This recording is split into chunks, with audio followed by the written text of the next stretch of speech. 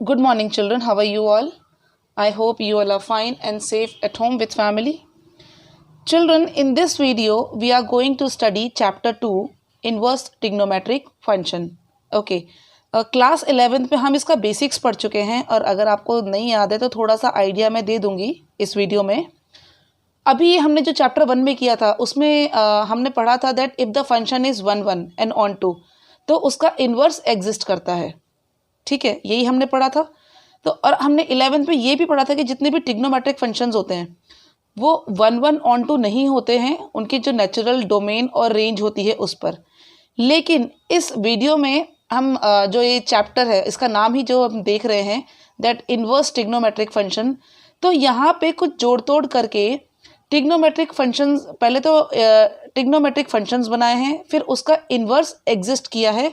तो inverse exist करने के लिए कुछ रिस्ट्रिक्शंस लगा दी हैं डोमेन पे और रेंज पे, वो जो हम आगे पढ़ेंगे. तो हम पहले थोड़ा सा आइडिया ले लेते हैं क्लास 11th का. ठीक है, ट्रिग्नोमेट्रिक फंक्शंस क्या होते थे चिल्ड्रन? जो ट्रिग्नोमेट्रिक फंक्शंस जो हमने क्लास 11th में पढ़े हैं वो क्या थे? साइन एक्स पढ़ा था, कॉस एक्स पढ़ा था, tan x, cosec x, sec x and cot x. Clear children? अब जब हम इसके इन्वर्स की बात करते हैं तो इन्वर्स में क्या हो जाएगा? ठीक है, अगर आपको याद हो हम ऑन टू प्रूफ करते थे, 1 1 प्रूफ करते थे और उसके बाद हम उसका इन्वर्स निकालते थे. इन्वर्स तभी तो एग्जिस्ट करता था.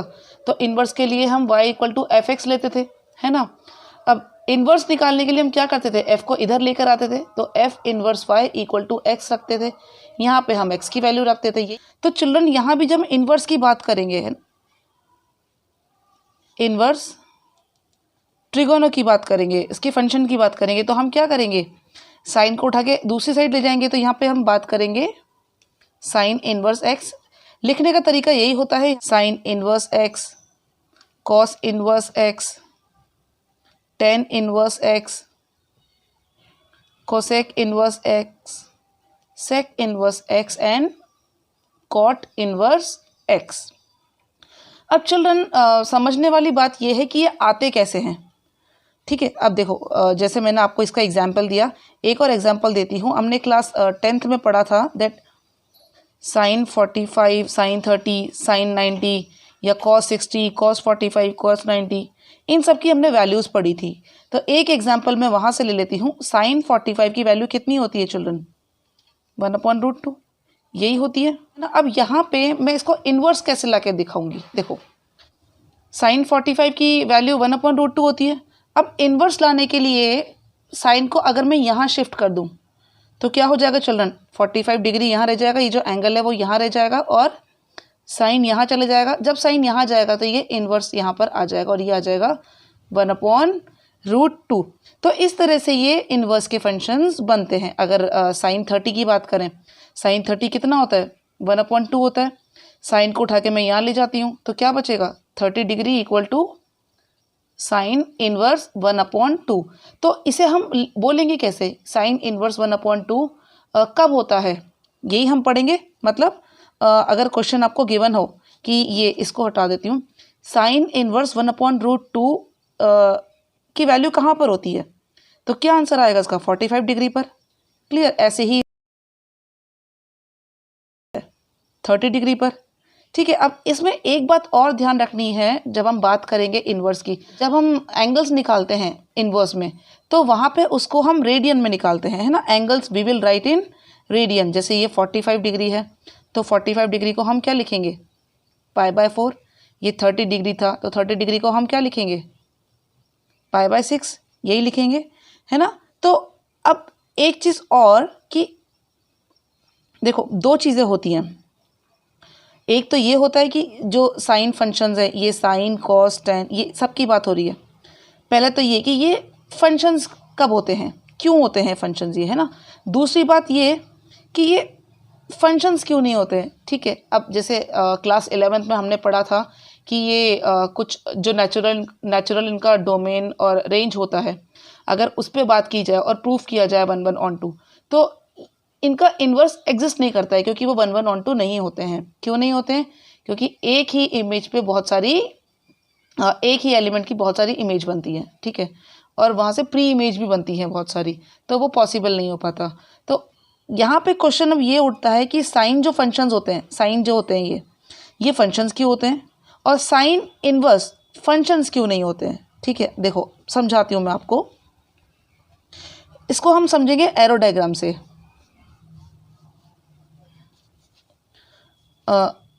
हम जब कोई भी फंक्शन लेते हैं तो हम उसको y में मान लेते हैं, तो हम यहाँ पे मान लेते हैं y equal to sine x। Clear.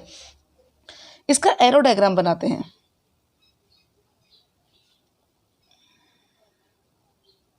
ठीक है, एरो डायग्राम में ये होता है चिल्ड्रन डोमेन, अभी हमने पढ़ा था पिछले चैप्टर में, और ये होती है इसकी रेंज और कोड डोमेन भी होता है ये। ठीक है, तो इसीलिए मैंने बोला था कि चैप्टर नंबर 1 क्लियर होना बहुत ज़रूरी है चैप्टर 2 के लिए। अब यहाँ पे हम वैल्यू रख देते हैं। ये क्या होता है, वैल्यू ऑफ एक्स होती है ना चिल्ड्रन, वैल्यू ऑफ एक्स। और ये क्या होती है, एक्स की जो भी हम वैल्यू रखेंगे, वाई की जो वैल्यू आएगी वो यहाँ पर आएगी। तो यहाँ पर क्या होती है, वैल्यू ऑफ वाई। तो देखो अब साइन की हम कौन कौन सी वैल्यू रख सकते हैं। मैंने आपको बताया था कि हम इसको एंगल्स जो लिखते हैं वो रेडियन में लिखते हैं। तो 0 डिग्री है ना, 0 डिग्री, और यहाँ पे हम लिख सकते हैं π/6, π/2, यहाँ -π/6, -π/2 एंड पाई सो ऑन, है ना, बहुत सारी यहाँ पे लिख सकते हैं। यहाँ पे हम वैल्यू रखते हैं, जैसे अगर यहाँ पे हम 0 रखते हैं, x की वैल्यू 0 रखते हैं तो साइन क्या आएगा, 0 आएगा। यहाँ पे भी हम कुछ वैल्यू डाल देते हैं, -1/2, 1, 2, यहाँ पे हम डाल देते हैं 1/2 डैश डैश डैश। अब देखो साइन की वैल्यू रखते हैं 0, साइन की जब हम 0 वैल्यू रखेंगे तो क्या आएगा, 0 आएगा। ठीक है, साइन की π/6 अगर हम वैल्यू रखते हैं तो π/6 पे कितना होता है साइन, 1/2। साइन π/2 कितना होता है, 1 होता है ना, तो ये 1 हो गया। यहाँ भी साइन -π/6 अगर रखेंगे तो आंसर क्या आएगा, -1 आएगा। तो देखो चिल्ड्रन, यहाँ पे हम जो भी वैल्यू रखेंगे एंगल्स की, उसकी कुछ ना कुछ वैल्यू यहाँ पर आएगी। तो इसका मतलब यहाँ के जितने भी एलिमेंट्स थे वो सारे ऑक्यूपाइड हो रहे हैं, उनकी यूनिक और डिस्टिंक्ट इमेज बन रही है, सामने बन रही है ना। तो यहाँ पे हम क्या बोल सकते हैं चिल्ड्रन, कि ये जो होते हैं ये फंक्शंस होते हैं। इसीलिए ये फंक्शंस होते हैं क्योंकि इनकी एक तो यूनिक और डिस्टिंक्ट इमेज बनती है, तो दूसरा कोड डोमेन में हर एक एलिमेंट की कोई ना कोई प्री इमेज डोमेन में बनती है। इसीलिए हम कह सकते हैं कि ये साइन जो होते हैं ये सारे फंक्शंस होते हैं, sine x, cos x, tan x, ये सब क्या होते हैं, फंक्शंस होते हैं। Clear children. अब मैं आपको बताऊंगी कि ये इनवर्स जो होते हैं वो फंक्शंस क्यों नहीं होते। देखो अब मैं आपको बताऊंगी children that sine inverse x functions क्यों नहीं होते हैं ना, साइन इनवर्स एक्स फंक्शंस क्यों नहीं होते हैं। देखो इसके लिए हम साइन इनवर्स एक्स का एक ग्राफ ड्रॉ कर लेते हैं। हमने किया था क्लास 11th में ये ड्रॉ, 0, π/2, पाई, 3π/2, 2π, यहाँ माइनस का साइन आ जाएगा, -π/2, पाई, -3π/2 एंड सो ऑन। यहाँ आ जाएगा 1, 2, -1, -2। चिल्ड्रन देखो अब साइन 0 कब होता है, साइन 0 की वैल्यू क्या होती है, 0 होती है। तो यहाँ पे हमने इसको प्लॉट कर दिया 0। साइन π/2 की अगर हम बात करें तो साइन π/2 कब होता है, कौन सी वैल्यू होती है इसकी, है ना, 1 होती है। साइन π/2 कितना होता है, 1 होता है। तो हम यहाँ पे इसकी वैल्यू 1 कर लिख देते हैं। ठीक है चिल्ड्रन। अब देखो साइन -π/2 कितना होता है, याद करो, साइन π/2 1 है, साइन -π/2 कितना होता है, -1। तो यहाँ पे इसकी वैल्यू यहाँ पर आ जाएगी, प्लॉट कर देंगे। ठीक है, माइनस में साइन, आगे चलते हैं, साइन पाई की वैल्यू, साइन पाई की वैल्यू कितनी होती है चिल्ड्रन, बताओ, 0 होती है, 0। तो साइन -π की वैल्यू भी कितनी होगी, 0 होगी, है ना। तो देखो यहाँ पे हमने इसको प्लॉट कर दिया ग्राफ। तो यहाँ पे मेरे कहने का मतलब ये है, जब हम इसको प्लॉट करेंगे, जब हम ग्राफ ड्रॉ करेंगे, देखो तो ग्राफ कुछ ऐसा बनेगा।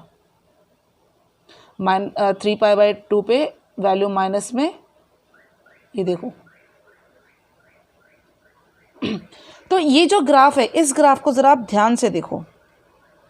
यहाँ पे क्या हो रहा है, कुछ नज़र आ रहा है, कुछ अगर हम इसको ऑब्ज़र्व करें तो क्या ऑब्ज़र्व कर सकते हैं।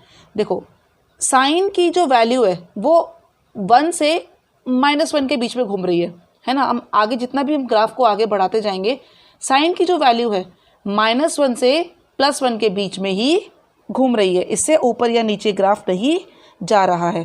तो रेंज क्या है, मतलब हम क्या कह सकते हैं, साइन की रेंज क्या होती है, रेंज ऑफ साइन एक्स को हम क्या लिख सकते हैं, -1 1 है ना, क्लोज ब्रैकेट है, -1 1 दोनों इंक्लूडेड है। ठीक है, देखो हम डोमेन में जब भी फाइंड आउट करेंगे साइन की value, we can find the value in domain always lies between -1 to 1। ठीक है, इस बात को जब हमने देखो ग्राफ ड्रॉ किया तो हमें ये पता चला कि साइन की जो वैल्यू है वो आगे तो बढ़ ही नहीं रही है ना। अगर हम वाई एक्सिस पे बात करें तो इसकी वैल्यू रिस्ट्रिक्ट हो गई है 1 से -1 के बीच में। तो हम साइन की जो भी वैल्यू डालेंगे तो उसके कोडोमेन में उसकी जो इमेज बनेगी वो या तो -1 बनेगी या +1 बनेगी। ठीक है, देखो फंक्शन में क्या होता है, दो चीज़ बहुत इंपॉर्टेंट होती हैं। फंक्शन में एरो जाना चाहिए, सबसे एरो जाना चाहिए, जितने भी एलिमेंट्स हैं सबसे एरो जाना चाहिए, एंड सब एलिमेंट से एक एक ही एरो जाना चाहिए, तभी वो फंक्शन होता है। अब अगर हम साइन इनवर्स एक्स का एरो डायग्राम बनाएं, देखो कैसे बनेगा। साइन इनवर्स एक्स का जब हम एरो डायग्राम बनाएंगे तो ये जो हमने साइन एक्स का एरो डायग्राम बनाया था इसका उल्टा हो जाएगा। इनवर्स क्या होता है, उल्टा ही तो होता है। तो ये जो वैल्यूज़ हैं ये यहाँ आ जाएंगी और ये वाली वैल्यूज़ यहाँ चली जाएंगी। तो देखो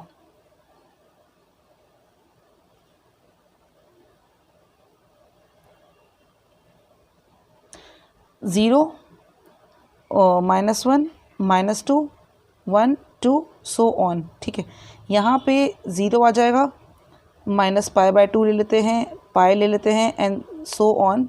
यहाँ पे π/2 पाई ऐसा कुछ ले लेते हैं, एंड सो ऑन। अब जब हम वैल्यू पुट करेंगे 0 डिग्री पे, साइन की वैल्यू क्या होती है, 0 पे साइन थीटा कितना होता है बताओ, 0 होता है। तो देखो 0 से 0 पर आ गया, 0 की इमेज 0 बन गई। पाई की बात करें तो साइन पाई कितना होता है चिल्ड्रन, 0 होता है ना। तो अगर हम साइन की पाई वैल्यू डालेंगे तो क्या आएगी, 0 आएगा। यहाँ भी क्या होगा, -π पे भी क्या होगा, देखो यहाँ पे ग्राफ देखो, -π पे कितना था, 0 था, 0।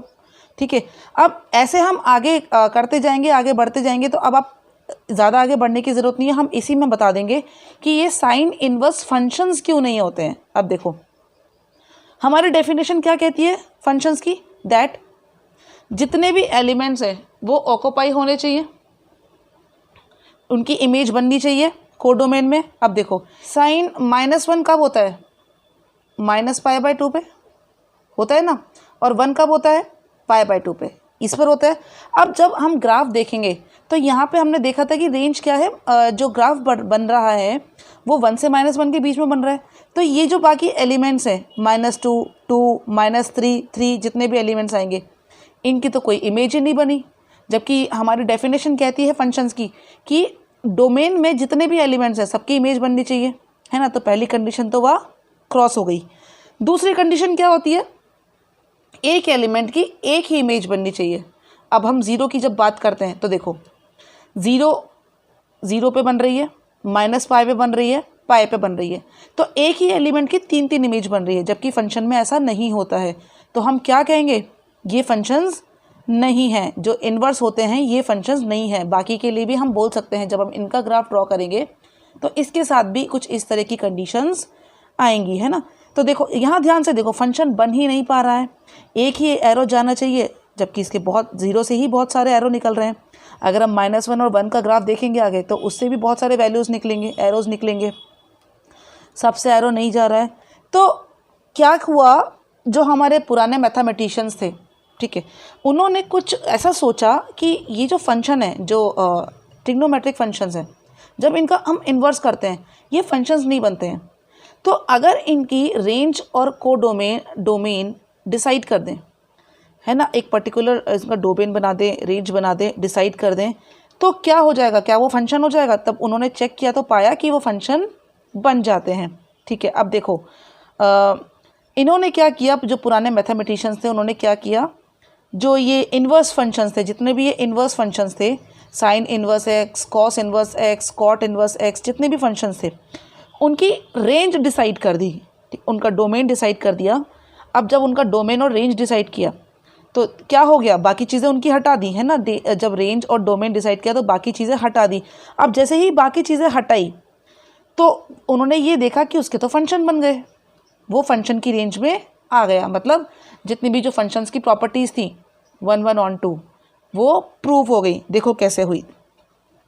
इसका एक और एरो डायग्राम बनाते हैं जिसमें रेंज डिसाइड कर दी। फॉर एग्जांपल अगर हम साइन इनवर्स एक्स लें तो जो हमारे मैथमेटिशियंस थे उन्होंने जो इसका डोमेन डिसाइड किया, डोमेन वो क्या डिसाइड किया, -1 से 1, और रेंज क्या डिसाइड कर दी, -π/2 से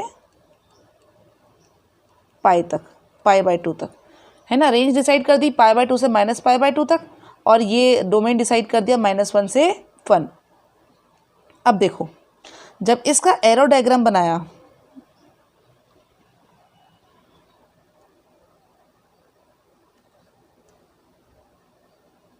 साइन इनवर्स एक्स का बना रही हो चिल्ड्रन, डोमेन आएगा -1 से 1 के बीच में, यहाँ -1 रख देते हैं, यहाँ 1 रख देते हैं, ये 0 है, ठीक है। और रेंज डिसाइड कर दी -π/2, 0, π/2। अब अगर हम इसकी वैल्यू रख के देखेंगे 30 डिग्री पे, 30 डिग्री पे साइन इनवर्स कितना होता है, π/6, ठीक है। देखो इसकी वैल्यू कितनी होती है, जो हम रखते हैं इसमें x की वैल्यू हमने जब रखी तो 0 पे 0 आया, साइन 0 कितना आया, 0 आया, ठीक है। 30 डिग्री की अगर हम बात करें, है ना, मतलब यहाँ पे बीच में डाल देते हैं π/6 डाल देते हैं, π/3 डाल देते हैं, ठीक है, -π/3 + π/6। तो यहाँ पे 0 से -1 के बीच में -1/2 भी होगा, 1/2 भी होगा। तो देखो चिल्ड्रन, साइन 30 की वैल्यू कितनी होती है, 1/2 होती है। तो देखो 1/2 का यहाँ बन जाएगा, -1 का क्या बनेगा चिल्ड्रन, -1 इधर बन जाएगा। ऐसे ही 1 का π/2, तो इसकी भी कोई वैल्यू आ जाएगी यहाँ पे, ये π/6 -π/6 आ जाएगी, ठीक है। तो देखो जो पुराने मैथमेटिशियंस थे उन्होंने जब उसकी डोमेन डिसाइड कर दी, डोमेन क्या थी, -1 से 1, तो ये जो 1, 1 फंक्शन था कि हर एक एलिमेंट की एक डिस्टिंक्ट यूनिक इमेज होगी, तो वो बन गई। इसके अलावा जितने भी यहाँ पे एलिमेंट्स थे को डोमेन में वो सारे ऑक्यूपाई हो गए। तो दोनों कंडीशन फुलफिल हो गई। जब दोनों कंडीशन फुलफिल हो गई तो साइन इनवर्स क्या बन गया, फंक्शन बन गया, है ना। तो इस यहाँ से इसकी क्या रेंज क्या डिसाइड हुई, साइन इनवर्स एक्स का जो कोडोमेन था, तो यहाँ से इसका कोडोमेन क्या डिसाइड हुआ, साइन इनवर्स एक्स का -1 से 1 के बीच में, और रेंज क्या हो गई इसकी, -π/2 से π/2 के बीच में, ठीक है। तो बाकी की ये सिर्फ साइन की बात है। अब आप कहेंगे कि कॉस की, टेन की, कॉसेक इन्वर्स की, सेक इन्वर्स की, कॉट इन्वर्स का क्या। तो चिल्ड्रन जैसे साइन की डिसाइड की, रिस्ट्रिक्ट कर दिया इमेज को, रेंज को, डोमेन को, तो ऐसे ही जो मैथमेटिशियन थे उन्होंने बाकी वैल्यू भी, बाकी जो फंक्शन थे उनको भी रिस्ट्रिक्ट कर दिया, उनकी भी एक रेंज और डोमेन डिसाइड कर दी, तब जाके वो फंक्शंस में कन्वर्ट हो पाए। अब चिल्ड्रन ये जो इन्वर्स ट्रिग्नोमेट्रिक फंक्शन होते हैं उसमें ना डोमेन काम में नहीं आती है ज़्यादा, सिर्फ रेंज काम में आती है, क्योंकि रेंज आगे जो क्वेश्चंस करेंगे हम एक्सरसाइज में वहाँ पे रेंज ही याद रखनी है, रेंज ही पूछेंगे, डोमेन इतनी काम नहीं आती है। तो यहाँ पे हम रेंज इनकी लिख लेते हैं। देखो कैसे लिखेंगे, sign inverse x, cosec inverse x, मैं एक फैमिली बना देती हूँ और फैमिली एक स्पेशल पैटर्न पे बनाऊंगी ताकि आपको याद रहे। यहाँ लिख लेती हूँ cos inverse x, sec inverse x, cot inverse x. ये मैंने इसलिए लिखा है क्योंकि चिल्ड्रन ये ना इसको हम एक फैमिली में काउंट करते हैं। क्यों करते हैं? इन तीनों पे एक ही रूल लगता है। जो रूल साइन इनवर्स पे लगेगा वही कोसेक पे लगेगा, वही टेन पे लगेगा। तो इसे क्या याद करने में थोड़ा आसान हो जाता है। ऐसे ही जो रूल कॉस इनवर्स पे लगेगा वही सेक इनवर्स पे लगेगा, वही कॉट इनवर्स पे लगेगा। तो यहाँ पे हम इसको वन फैमिली काउंट करते हैं, वन फैमिली, ठीक है। और सेम रूल अप्लाई होते हैं, सेम रूल अप्लाई होते हैं यहाँ पे। ऐसे ही इसको भी हम वन फैमिली काउंट करते हैं और सेम रूल अप्लाई होते हैं, तो ज़्यादा याद रखने की ज़रूरत नहीं है। साइन इनवर्स का अभी मैंने आपको बताया कि जो रेंज डिसाइडेड है वो -π/2 से π/2 है। Clear children? अब जब हम कोसेक की बात करते हैं तो देखो जो ये लिखा है रेंज, वही रेंज होती है इसकी -π/2 से π/2। लेकिन इसमें एक छोटा सा चेंज है। छोटा सा चेंज क्या है? जब हम टेबल बनाते हैं, आपने अगर क्लास 9th में 10th में टेबल बनाई होगी तो वहाँ पे जो कोसेक थीटा है, कोसेक थीटा की अगर हम बात करें तो एक एंगल पे वो नॉट डिफाइन हो जाता है, ठीक है। अब जब -π/2 से π/2 की रेंज चल रही है कोसेक की, तो यहाँ इनके बीच में एक ऐसी वैल्यू आती है, एक ऐसा एंगल आता है जिस पे ये कोसेक नॉट डिफाइन होता है, ठीक है। किस पर होता है? देखो कोसेक जो नॉट डिफाइन होता है, ये कोसेक 0 डिग्री पे होता है, ये नॉट डिफाइन। तो जब नॉट डिफाइन होगा तो क्या करेंगे चिल्ड्रन? उसको हटा देंगे इसमें से, उसको हटा के सारी वैल्यू लेंगे। तो हम यहाँ क्या लिख देंगे? ये तो लिखेंगे ही, साथ में हम 0 को यहाँ पे सब्ट्रैक्ट कर देंगे। Clear children? तो 0 को सब्ट्रैक्ट करने के बाद जो भी वैल्यू आएगी वो आएगी कोसेक इनवर्स एक्स की। यही बात हम tan इनवर्स एक्स में लेके चलेंगे। देखो यही रहेगा -π/2 से π/2। एक छोटा सा चेंज रहेगा इसमें। चेंज क्या रहेगा चिल्ड्रन? एक और हम देखते हैं, एक ऐसी वैल्यू होती है, एक ऐसा एंगल होता है tan के साथ जिस पे वो नॉट डिफाइन होता है। जब हम थीटा की वैल्यू π/2 और -π/2 रखते हैं तो tan क्या होता है? नॉट डिफाइन होता है ना। tan 90 पे और tan -90 पे ये वैल्यू नॉट डिफाइन हो जाती है। तो हम क्या करेंगे? इन दोनों को हटा देंगे। हमें क्या सब्ट्रैक्ट करना पड़ेगा? -π/2 है ना। इसको हम इन दोनों को हमें सब्ट्रैक्ट करना पड़ेगा। तो हम क्या करेंगे? देखो इसको इस तरह से ना लिखकर इसको हम क्या लिखेंगे? -π/2 से π/2 और हम यहाँ पे लगा देंगे ओपन ब्रैकेट। Clear children? तो जैसे ही हम ओपन ब्रैकेट लगाएंगे तो उसका मतलब हो जाता है कि ये दोनों वैल्यूज़ इंक्लूडेड नहीं है। इसके अंदर की सारी वैल्यूज़ इंक्लूडेड हैं पर ये दोनों वैल्यूज़ इंक्लूडेड नहीं हैं। आई होप आपको ये क्लियर हो गया होगा। अब हम चलते हैं कॉस फैमिली की तरफ। कॉस फैमिली में जो कॉस है, देखो इसकी जो रेंज डिसाइडेड है वो है 0 से पाई के बीच में। Clear children? 0 से पाई के बीच में कॉस इनवर्स एक्स की वैल्यू डिफाइन है। अब तो आगे जब हम सेक इनवर्स एक्स की बात करते हैं तो देखो वापस उस टेबल की तरफ हमें मूव करना पड़ेगा और वहाँ पे एक ऐसी वैल्यू होती है सेक थीटा की कौन सी वैल्यू पे ये नॉट डिफाइन होता है। चिल्ड्रन हमें नॉट डिफाइन का बड़ा ध्यान रखना है क्योंकि उसे हमें सब्ट्रैक्ट करना पड़ेगा। तो चिल्ड्रन अगर उस टेबल को हम याद करें तो सेक π/2 पे, सेक 90 डिग्री पे इसकी वैल्यू नॉट डिफाइन हो जाती है। तो हम क्या करेंगे? रेंज तो यही लिखेंगे 0 से पाई, इसमें से हम π/2 को सब्ट्रैक्ट कर देंगे। कॉट की तरफ चलते हैं चिल्ड्रन। तो कॉट में जब हम टेबल को देखते हैं तो जो कॉट थीटा है वो किस वैल्यू पे नॉट डिफाइन होता है? तो कॉट थीटा के दो वैल्यू पे नॉट डिफाइन होता है, एक तो 0 डिग्री, एक पाई, ठीक है। 0 डिग्री और पाई पे ये नॉट डिफाइन हो जाता है। तो यहाँ पे भी हम क्या करेंगे? ये 0 आ रहा है, ये पाई आ रहा है, दोनों पे ही नॉट डिफाइन है। तो हम यहाँ पे इसका ओपन ब्रैकेट में इसको लिखेंगे। ओपन ब्रैकेट में लिखेंगे मतलब क्या हो जाएगा children?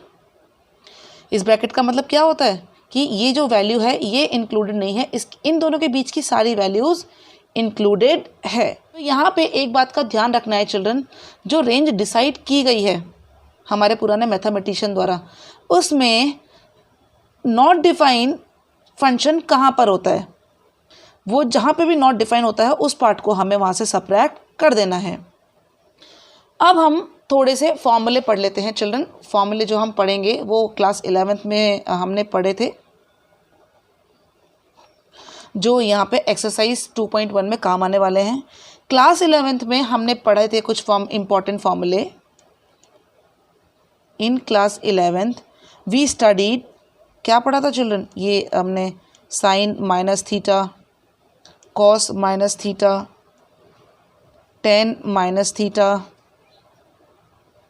Cosec minus theta, sec minus theta, cot minus theta, इनकी वैल्यूज़ हमने पढ़ी थी। तो अगर याद नहीं हो तो मैं आपको बता देती हूँ।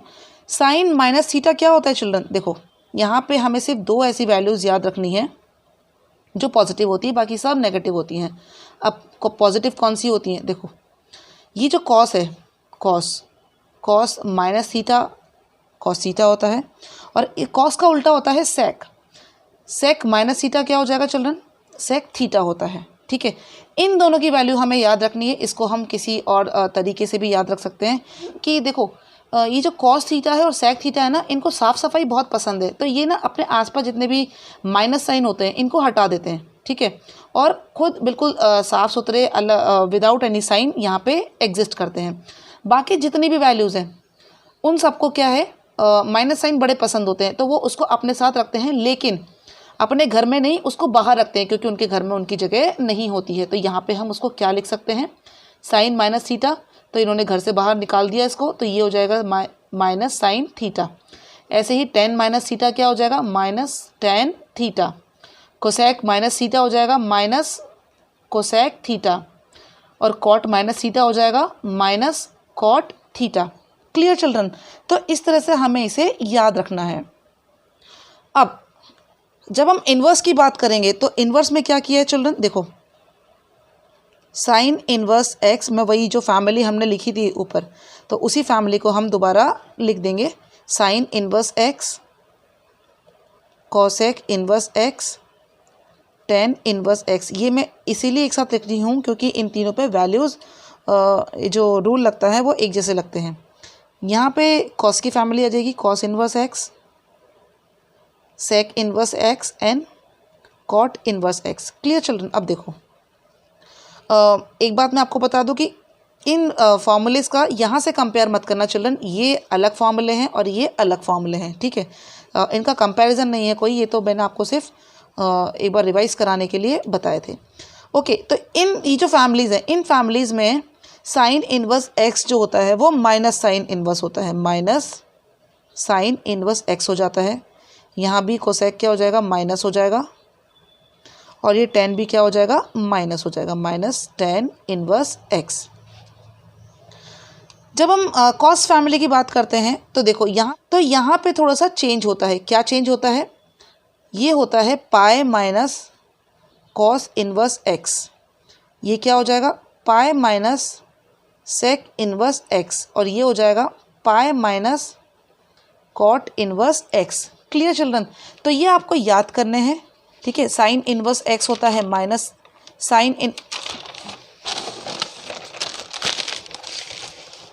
साइन इन्वर्स एक्स होता है minus sine x, cosec inverse x होता है cosec inverse x, tan inverse x होता है माइनस टेन इन्वर्स एक्स।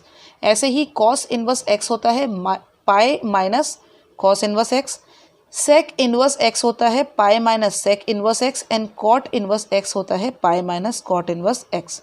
अब देखो चिल्ड्रन, ये जो हमने वैल्यू रखी है, ये जो फॉर्मूले रखे हैं, ये आते कैसे हैं?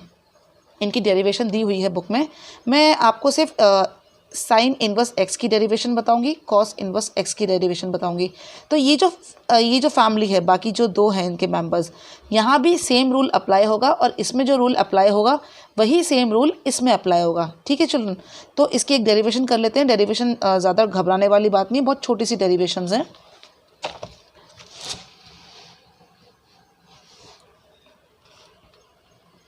तो मैं साइन इन्वर्स माइनस एक्स को प्रूफ करेंगे हम, माइनस साइन इन्वर्स एक्स। ठीक है, तो देखो जो भी हमें प्रूफ करना होता है उसको हम लेट कर लेते हैं। y equal to sine inverse minus x, और इसको नाम दे देंगे हम इक्वेशन नंबर 1। ठीक है, क्या करेंगे चिल्ड्रन, इस इन्वर्स को हटा देंगे, और जब इन्वर्स को हटाएंगे तो साइन को यहाँ लेके जाएंगे, यही करते हैं हम। तो साइन जब यहाँ उठकर आएगा तो ये हो जाएगा sine y equal to minus x, यही होगा। माइनस एक्स को प्लस एक्स में कन्वर्ट करते हैं तो ये माइनस साइन उठ के यहाँ आ जाएगा, क्या हो जाएगा children, minus sine y equal to x. ठीक है, अब देखो, अभी हमने फॉर्मूला पढ़ा था, क्या पढ़ा था कि sine minus theta equal to minus sine theta होता है। क्लास 11th के जो फॉर्मूलेस पढ़े थे उनमें क्या पढ़ा था, सिर्फ कॉस और सेक पॉजिटिव होते हैं, बाकी सब नेगेटिव हो जाते हैं, है ना। तो इस तरह की कंडीशंस में तो यहाँ भी क्या है चिल्ड्रन, देखो minus sine theta minus sine y, तो इसको हम ऐसे लिख सकते हैं sine minus y equal to x.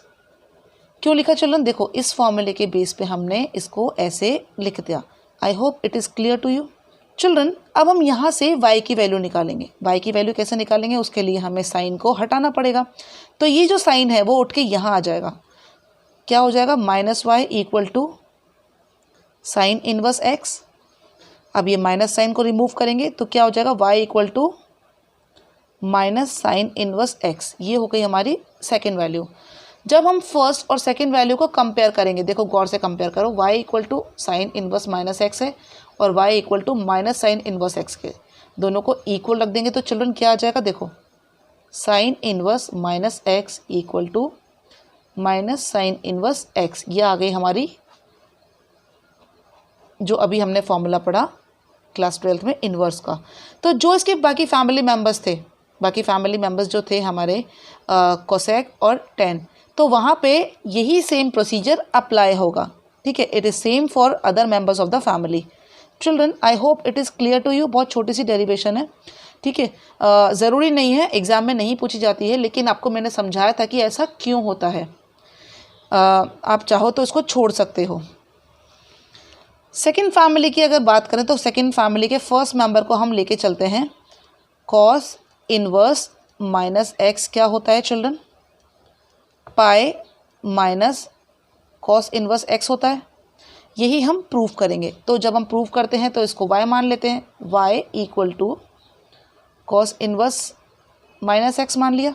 ठीक है, वही सिंपल एक जो हमने ऊपर किया था वही हम नीचे करेंगे। इन्वर्स साइन को हटाएंगे, इन्वर्स को हटाएंगे तो कॉस को इधर ले आएंगे, तो ये हो जाएगा कॉस y इक्वल टू क्या हो जाएगा चिल्ड्रन, माइनस एक्स। ठीक है, अब ये माइनस साइन को हम यहाँ से रिमूव करेंगे तो क्या हो जाएगा, minus cos y equal to x. इस इक्वेशन को हम नाम दे देते हैं। नाउ अब यहाँ पे हमने एक फॉर्मूला पढ़ा था, देखो अब हम जानते हैं ये, अगर मैं ये देखो यहाँ पे कॉस वाई की वैल्यू हमें पता करनी है। अब कॉस वाई की वैल्यू माइनस कॉस वाई की वैल्यू कैसे पता करेंगे, क्योंकि जो 11th में हमने फॉर्मूला पढ़ा था उसमें तो minus cos y equal to positive हो जाता है, लेकिन यहाँ पे तो नेगेटिव है। तो हमें कुछ ऐसा करना पड़ेगा, हमें ढूंढना पड़ेगा, सोचना पड़ेगा कि जो इसको हम माइनस कैसे लेकर आएँ। देखो 4 क्वाड्रेंट होते हैं, इस जो 4 क्वाड्रेंट हमने पढ़े थे क्लास 11th में, उसमें इस क्वाड्रेंट में जो फर्स्ट क्वाड्रेंट होते हैं इसमें सारे पॉजिटिव होते थे। सेकेंड क्वाड्रेंट में साइन और कोसेक ये पॉजिटिव होते हैं, बाकी सारे नेगेटिव होते हैं। ठीक है चिल्ड्रन, जो थर्ड क्वाड्रेंट है ये सेकेंड क्वाड्रेंट है। थर्ड क्वाड्रेंट की अगर हम बात करें तो अगर आपको याद हो नहीं हो तो मैं बता देती हूँ आपको कि टेन और कॉट इन दोनों की वैल्यू पॉजिटिव होती है, बाकी सब नेगेटिव हो जाते हैं। और जो फोर्थ क्वाड्रेंट है उसमें कॉस और सेक ये दोनों पॉजिटिव होते हैं, बाकी सब नेगेटिव हो जाते हैं। क्लियर चिल्ड्रन, तो यहाँ पे जब हम बात करेंगे तो मैंने आपको बताया था कि कॉस की रेंज क्या होती है। चिल्ड्रन जब हम इन्वर्स ट्रिग्नोमेट्रिक फंक्शन पढ़ते हैं तो यहाँ पे हमेशा रेंज का ध्यान रखते हैं। ठीक है, बिना रेंज के अगर हम रेंज के बाहर चले गए तो हमारा जो क्वेश्चन है वो फंक्शन जो हम लिख रहे हैं इन्वर्स ट्रिग्नोमेट्रिक, वो तो फंक्शन बनेगा ही नहीं। हाँ, जबकि हम उसको एज अ फंक्शन प्रूव कर रहे हैं, है ना। तो फंक्शन बनाए रखने के लिए हमें जब भी हम कोई भी क्वेश्चन करेंगे या कोई भी प्रूफ करेंगे उसमें हमें उनकी रेंज और डोमेन को याद रखना है।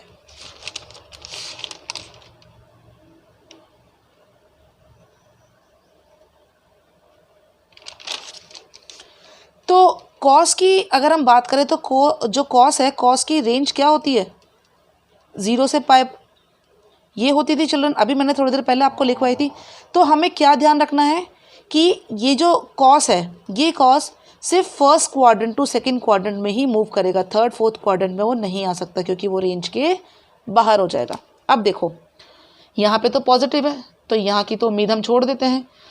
यहाँ पर इस सेकंड क्वाड्रेंट में जो कॉस होता है वो नेगेटिव होता है। अब नेगेटिव बनाने के उसके दो तरीके हैं, दो रास्ते हैं। पहला रास्ता, या तो हम π/2 में कुछ प्लस करें, ये जो लाइन होती है ये π/2 की होती है ना, ठीक है, तो π/2 में कुछ प्लस करें तो साइन जो कॉस होगा वो नेगेटिव हो जाएगा। या हम ये जो पाई की लाइन है, ये पाई की लाइन होती है, π/2 में से या हम पाई में से कुछ माइनस करें तो हमें कॉस नेगेटिव मिल जाएगा। ठीक है चिल्ड्रन, तो यहाँ पे देखो जब हम इसकी बात करेंगे तो π/2 में हमें यहाँ कुछ प्लस करना पड़ेगा तभी हम इस क्वाड्रेंट में आ पाएंगे, और पाई में से कुछ माइनस करना पड़ेगा तभी हम इस क्वाड्रेंट में आ पाएंगे। तो ऐसा हम क्या करेंगे, देखो आपको बता देती हूँ। अगर हमने कॉस π/2 लिया तो हम ये फॉर्मूले पढ़ चुके हैं चिल्ड्रन, कॉस π/2 साइन हो जाता है, लेकिन हमें तो क्या चाहिए, कॉस चाहिए, है ना। तो हमें क्या करना पड़ेगा, कुछ ऐसा माइनस करना पड़ेगा पाई में से कि कॉस हमें नेगेटिव मिल जाए। तो हम क्या करेंगे, देखो बहुत सिंपल है चिल्ड्रन, कॉस पाई में से y माइनस कर देंगे, है ना। जैसे ही कॉस पाई में से y माइनस करेंगे तो हमें क्या मिल जाएगा, जब हम इसको ओपन करेंगे तो हमें क्या मिलेगा, माइनस कॉस y, यही मिलेगा। तो माइनस कॉस y की वैल्यू हमने इस क्वाड्रेंट से, सेकंड क्वाड्रेंट से क्या निकाली, cos pi minus y। Clear children, इसको x के इक्वल रख देते हैं। अब हमें यहाँ से y की वैल्यू फाइंड आउट करनी है। y की वैल्यू फाइंड आउट कैसे करेंगे, कॉस को उठा के इधर ले जाएंगे तो ये आ जाएगा pi minus y equal to cos inverse x, y equal to cos inverse x minus pi. ठीक है, अब देखो ये माइनस साइन हटा देते हैं, माइनस साइन हटाएंगे तो क्या आ जाएगा चिल्ड्रन, पाई माइनस कॉस इनवर्स x, ये हमारी सेकंड इक्वेशन हो गई। तो देखो फर्स्ट और सेकंड इक्वेशन को कंपेयर करो, दोनों का LHS सेम है तो RHS भी इक्वल हो जाएंगे इसके। तो हम क्या लिख सकते हैं, cos inverse minus x equal to cos inverse minus x equal to pi minus cos inverse x। देखो चिल्ड्रन आ गया हमारा cos inverse minus x equal to pi minus cos inverse x। ठीक है, ये जो रूल हमने अप्लाई किया है, जिस तरह से हमने ये डिराइव किया है, सेम वही डेरिवेशन, सेम वही मेथड प्रोसीजर कॉस की बाकी फैमिली मेम्बर्स के लिए भी होगा। तो आई होप आपको ये क्लियर हो गया होगा। ठीक है, ये था चिल्ड्रन एक्सरसाइज 2.1 का बेसिक्स।